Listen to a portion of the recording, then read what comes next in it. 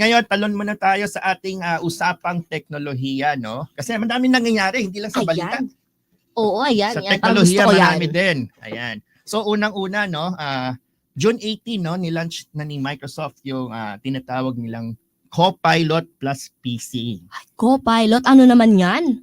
Copilot plus PC ay ito yung pinakabagong segment, no, or klase ng computer kung saan ay meron tinatawag na NPU or Ano NPU? Neural Processing Unit. Ah. Ito yung ginagamit sa pagpapatakbo ng artificial intelligence on device. Grabe.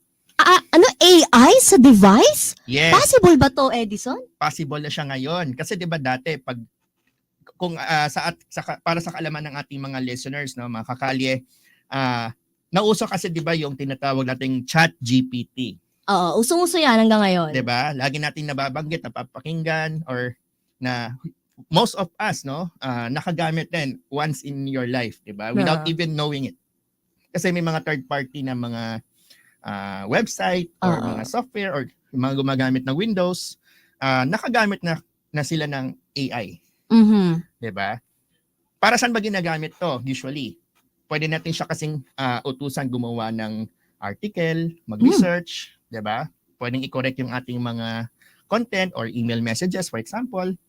Ginagamit din siya para tulungan tayong gumawa ng mga drawings, Ay, pictures. Pwede na ngayon. pwede nang utusan tong si AI na mag-drawing mag-isa o tulungan ka mag-drawing? Tama ka dyan, Mara. Grabe naman tong Dati, AI. actually, parang feeling ko nga, mas gagaling ako ngayon dahil meron na akong assistant Ay, meron ka lang built-in assistant sa sa computer natin. No? Oo. Actually, same din yan, no, nung in-announce ni Apple, no, last Worldwide Developer Conference or tinatawag nilang WWDC last week, kung saan nilaunch naman ni Apple to the world, no, yung tinatawag niyang Apple Intelligence. Ito yung pang-counter niya kay Copilot ni Microsoft. Mhm. So itong AI ng Apple or Apple Intelligence, magagamit natin ito simula most probably September, paglabas ng iOS 18. Maghahanda ka ng malaki-laking pera dyan kasi September. Nako, Ayan talagang na naman binom tayo. na nila ang teknolohiya natin ngayon, Taon-taon na lang may Edison. bagong iPhone. This time, magkakaroon ng mas worth na upgrade, no, Oo. sa mga iPhone users natin dyan, no? At dahil ngayon, kung ngayon ka bibili ng iPhone, ang kailangan mong bilhin para magamit ang Apple Intelligence ay iPhone 15 Pro. Nako, so hindi pala umabot yung iPhone 11 ko. Nako, Kailangan yung bago, di ba? oo. Magkano na ba ngayon ang iPhone 15, Edison? Kung di yung nagkakamali, nasa 70 plus thousand. 70. Tapos, ano ba kung maglalabas si Apple ng bagong, Every year may bago eh. oo, ano ba ang maisasuggest mo sa mga bibili o consumer natin ng ano dyan, ng mga gadgets? Yung mga mahilig sa gadgets, kasi mag-upgrade sila. Kung mag-upgrade lang din naman sila, tatalbog sila sa 15, meron na this September, ano nung ma-advise Actually, mo we doon? expect the new iPhone to be here in the Philippines by October or November.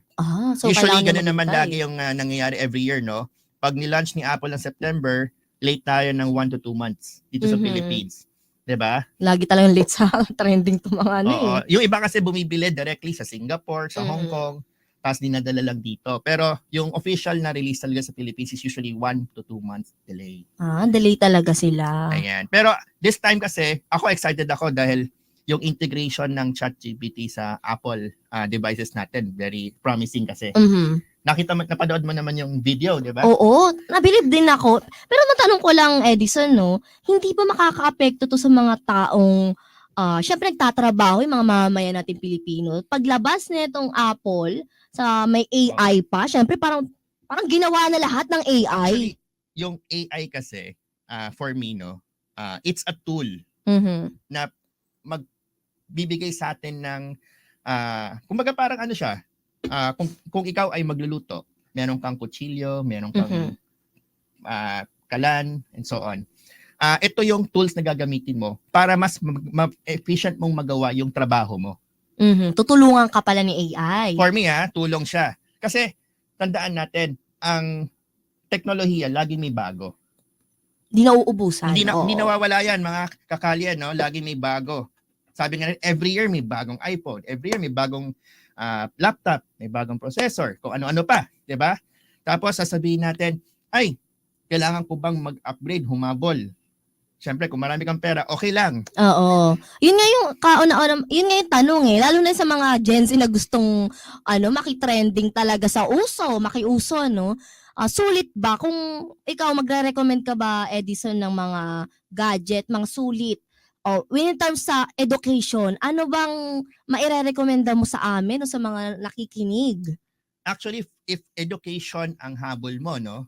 Kasi kadalasan naman sa ating mga mag-aaral, Mm-mm. ang ginagamit naman nila usually is mga word processing, Oo. research sa internet, gamit ng web browser.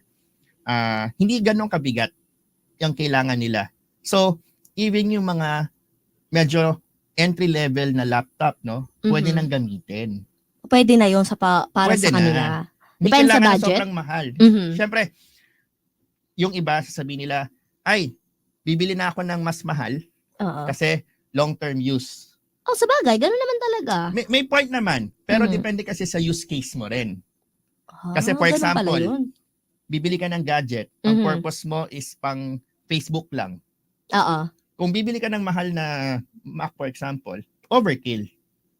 'Di ba? Parang ang mahal ng device mo for the things na kaya din naman gawin ng mas mura na gadget. Oo. Pero kung sasabihin mo sa akin na, ay, gusto ko siyang gamitin pang AutoCAD o kaya pang Photoshop, Mhm. yung mas mabibigat na workload, no, tinatawag natin, okay lang, mag-invest ka sa mas mahal na gadget or mas mahal na device. So, applicable dun yung tablet.